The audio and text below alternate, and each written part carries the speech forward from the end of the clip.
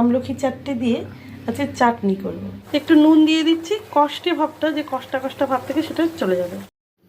আমলকিগুলো সেদ্ধ হয়ে গেছে, এবারে পাঁচফোড়ন ভেজে নিচ্ছি, গুঁড়ো করব।